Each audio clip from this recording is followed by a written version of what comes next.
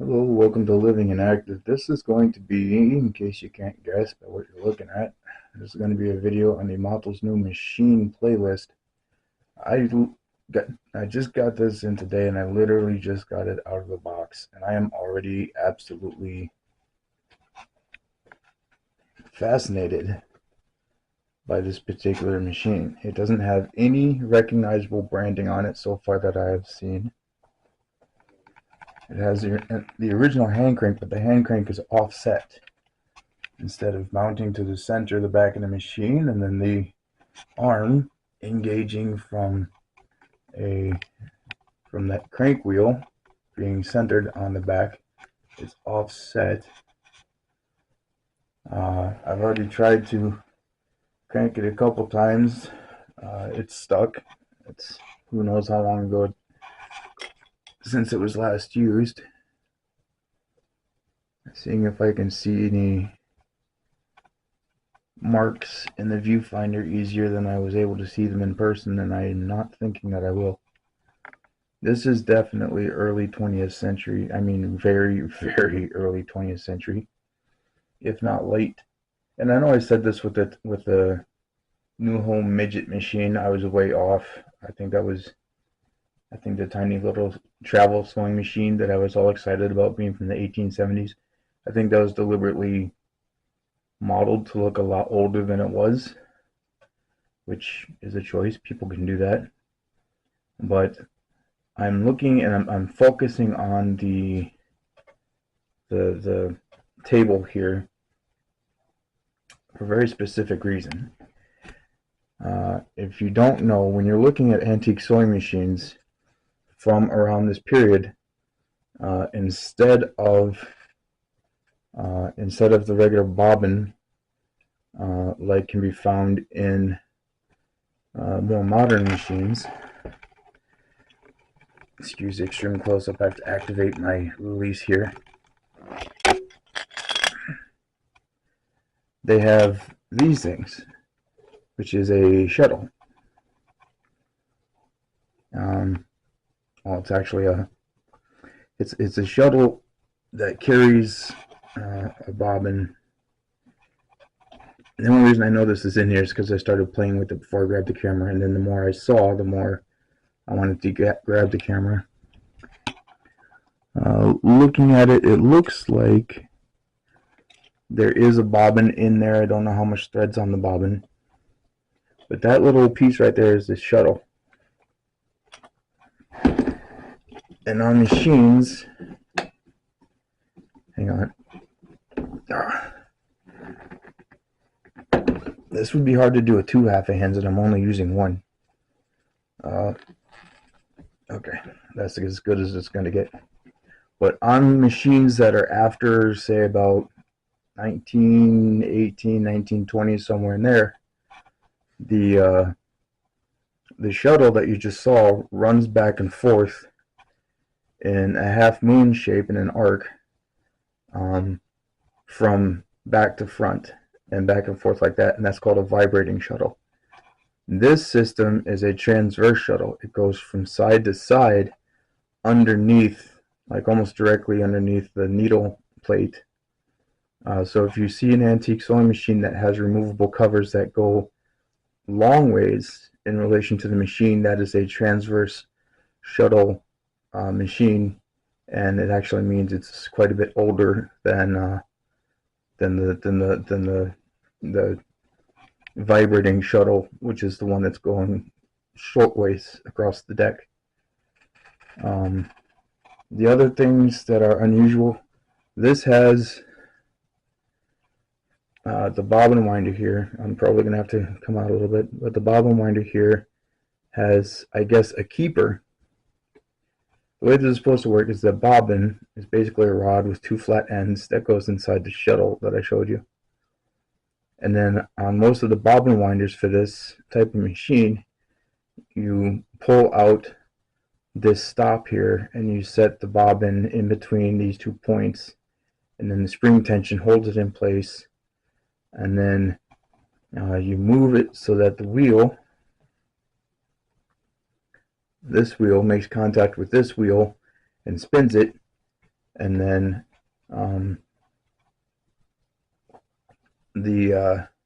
I guess this just holds it in place.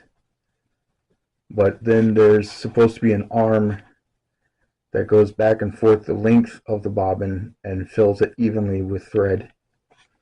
So I've never seen this kind of setup for it before. There's all kinds of cool little levers and stuff here. There's a lot of things that are loose and just kind of flopping around. And I wish I could, maybe I can get a full rotation. Nope, I can't. Switching hands.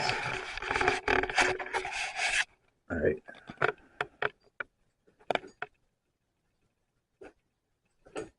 Nope, it's stuck. Okay, so let's see. Presser foot lever's fine. I can't get any kind of rotation in it, so I don't know how all the parts cycle through. But it came on this wood base, which means it can be set anywhere. And since it already has its own, I think this is, there's, let me see, hang on.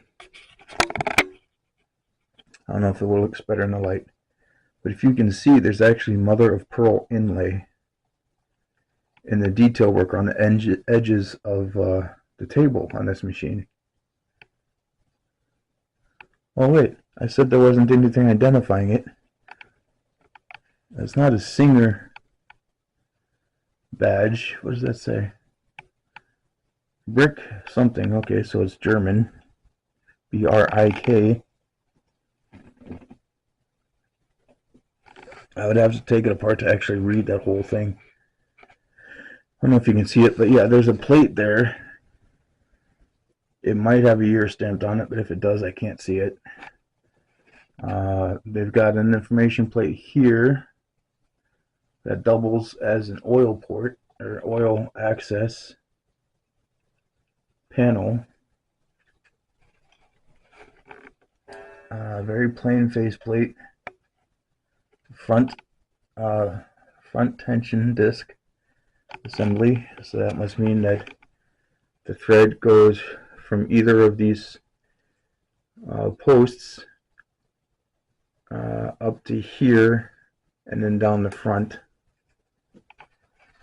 through the various thread guides and everything else. No surprise, this thing does not have a needle, and I'd be very curious to learn what sort of needle clamp it actually has. Very hard to tell from this angle. But yeah, so there's this little sleeve here is interesting to me. I'm trying to see if I can. Ow. By the way, this is quite a heavy piece of machinery, because of course it is,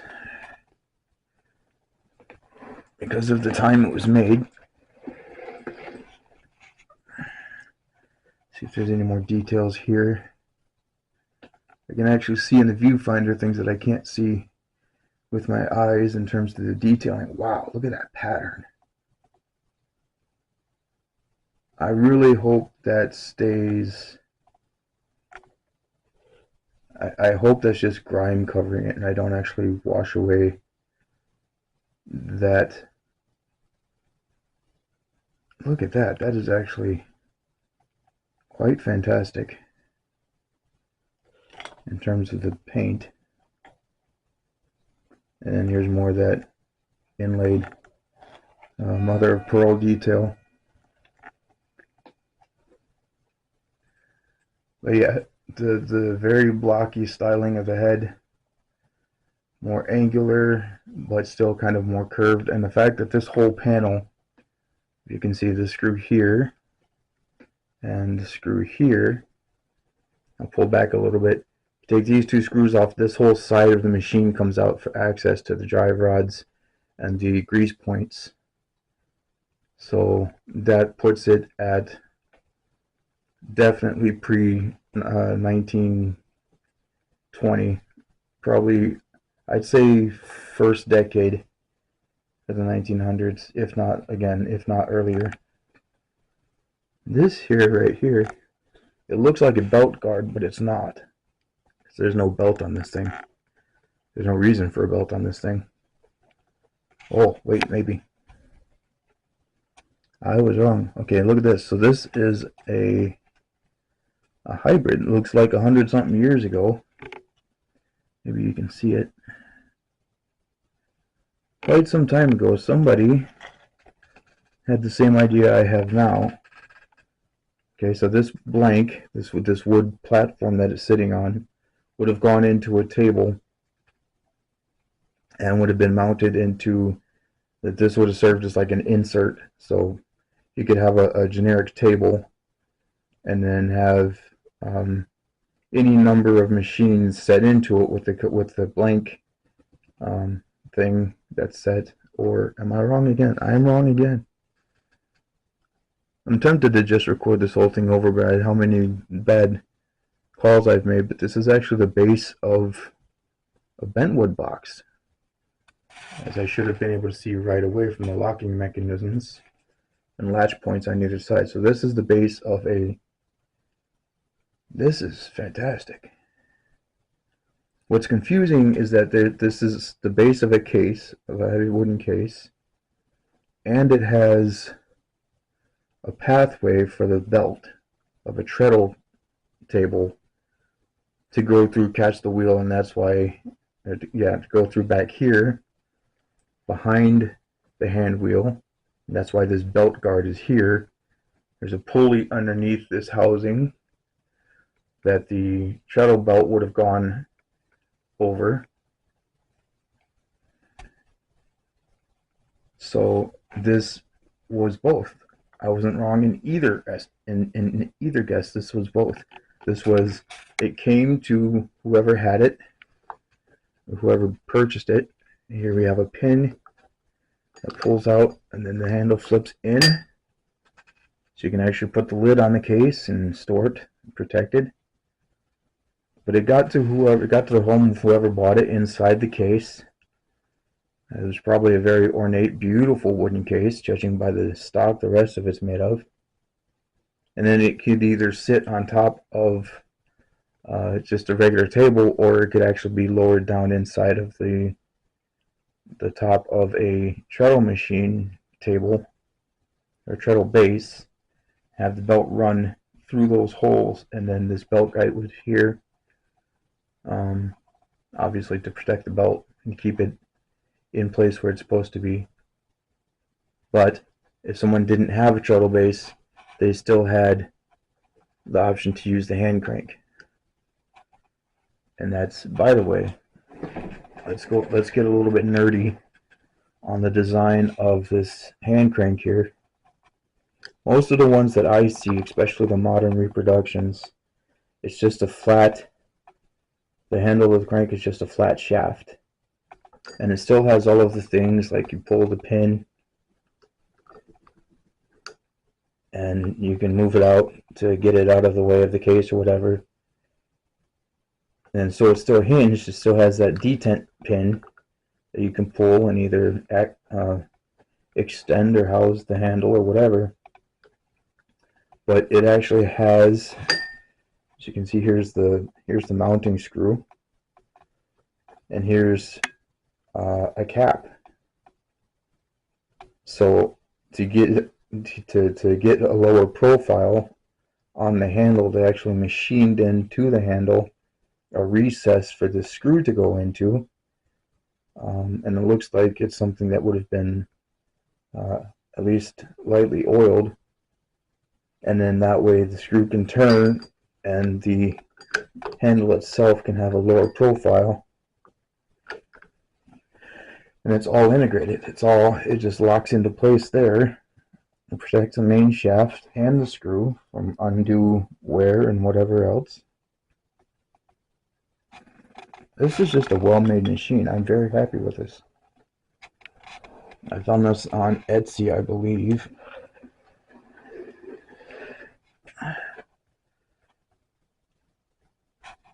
So I'm actually, the more I go through this, the more impressed with it I am. Again, this is, oh, what is this? This is cool. So this is a swivel. This swivels. Most of the bobbin winders from this age either flip up or down, kind of like this motion here. Like if it's down and away from the wheel, then there's no contact, so it doesn't turn. But this pivots or swivels.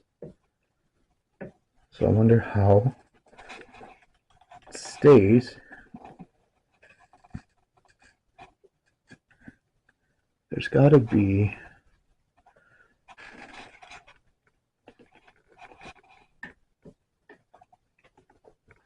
what holds it. There has to be something that when I put it this way, if I really want, and you can see the track on the finish of the hand wheel where the tire meets to actually make contact to turn the bobbin winder, to wind the bobbins. There's got to be something here.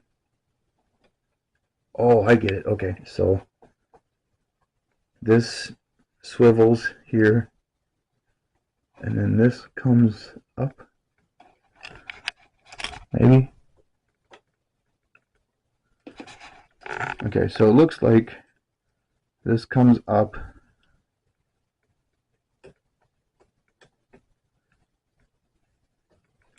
and that would stop it from making contact with the wheel. Maybe to keep it from accidentally getting bumped while you're sewing or whatever. And this might actually be a two-handed thing where one hand's turning the crank and the other hand is holding this entire mechanism to the wheel so it can have contact. That can't be. This is way too. This is German over-engineering at its finest. So it looks like, I don't know, I'm going to have all kinds of fun exploring this particular device on this machine because I've never seen anything like this at all. So yeah, this might also be a Zero Dork 30 video, I'm not sure. I might just put it on both playlists. But yeah, so the world's going to pot, and I have all of my health issues and everything else. But this is the kind of stuff that I take enjoyment from, and I keep my brain alive as much as I can while I'm fighting all of the neurological things, maybe onset cognitive things too, but I keep my brain alive with curiosity, with wonder, with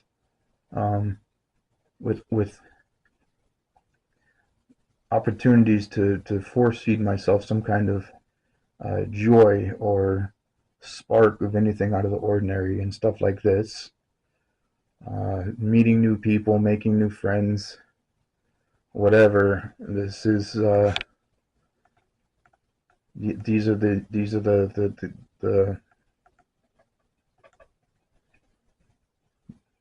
the little boosts and jolts that kind of keep me tripping along and going. So I'm going to put the camera down now because I'm getting mad at myself that I'm still recording instead of just tearing into this thing and learning.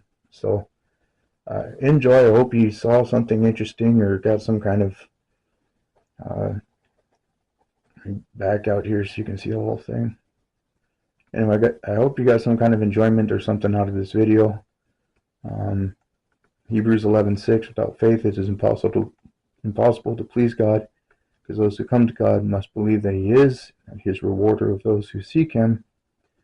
Until next time, if there is next time, and there might not be, God be with you. Hey, how's it going? Leland here again. Just real quick, I figured it out once I moved it, and I actually started. I got some oil here on the tracks for the the slide off covers or whatever else, and I had started monkeying with things or whatever, just looking at basically what I would need to, get it stabilized, and then start doing the in-depth cleaning and maintenance and everything on it. And I actually figured out how the bobbin winder mechanism works. Okay, so the thread spool goes there, it comes down to this post. You can see there's a little eyelet here in this bar. So it comes through here down the front, goes onto the bobbin. Pull this out, set the bobbin in between the two recess points here. Let the spring go, that holds tension. And then you flip this up. This basically, I've figured it out, and I'll explain that in a second, but you flip this up, and then you pivot, okay, and you push it as far over as it'll go, and then you lift. Let's see if I can get this to show. Oh wait, I need the light. So you push this over as far as it'll go, and you lift this up, and the head of that big screw there catches that little metal. See the little screw right there? There's that square piece of metal that hangs down below it. Push this all the way over, lift up. Big screw catches the metal under the little screw. You let this go, and then if it had a tire on it, that would be the perfect spacing for, just enough to make contact with the main wheel. And then that's what spins it. And then as this is really cool. And then as the thread on the bobbin starts bulking out, it actually starts pushing on this. Okay, so you're winding, it's getting thicker on the bobbin, and then it gets to a certain point, and it shuts itself off. This is like beginning, end of the 19th century, beginning of the 20th century, pre-World War I, just industrial revolution technology here. And I am impressed and fascinated and just infatuated maybe with this device. This is cool. This is some really smart thinking here. So I know I kind of left it in the video obscure, but I just wanted to come back on and share that I have seen now the genius at work, and I am duly impressed. So to my fellow nerds out there, that's how that works. Just in case you ever, get your hands on one of these and you need to know how to wind the bobbin, you now have the answer. So that's it. And now return you to the end of this video. Actually the video already ended. I'm not going to splice this into the middle of the other video. I'm just going to tag it on at the end. So there you go. God be with you.